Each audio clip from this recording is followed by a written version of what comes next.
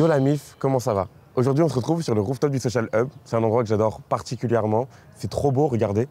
En plus, on a accès au coucher du soleil, ça défonce, c'est trop bien. Aujourd'hui, on se retrouve dans un format sur lequel vous ne connaissez pas trop, c'est-à-dire un format tuto, conseil, où on va parler de comment améliorer vos images, votre colorimétrie, ou en fait donner un espèce de caractère à vos images. Bah, aujourd'hui, on parle de The-Answer. Et alors, du coup, ce plugin, il sert à quoi, du coup? Ce plugin, il sert à améliorer tes images, mec. Waouh, un truc de ouf! Vas-y, montre-nous comment tu fais! Ok, et c'est parti dans l'ordinateur.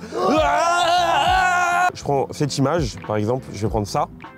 Je tape The-Answer là dans les effets de Premiere Pro. Là, ça va t'ouvrir une page comme ça. Là, il y a tous les paramètres. Et en gros, tu vois déjà de base, en gros, là, j'ai rien fait. Ouais. Juste, je l'ai mis. Ah ouais. Le oui, grain. Le grain. Moi, le truc que j'adore sur The-Answer, c'est ça là. C'est en gros, tu as un petit truc qui s'appelle halation.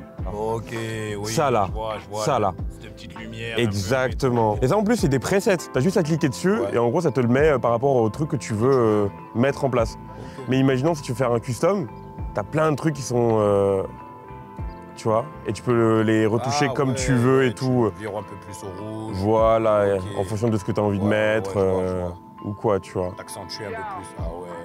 C'est trop bien qu'ils aient simplifié ça. Tu fais 2-3 clics, t'as pas besoin de vraiment comprendre exactement comment ça marche ou je sais pas quoi. Juste au rendu. Ouais, juste à l'image, au truc que t'aimes. Ouais. Bah ouais, t'as le truc que tu veux quoi. Stylé. Ouais, stylé.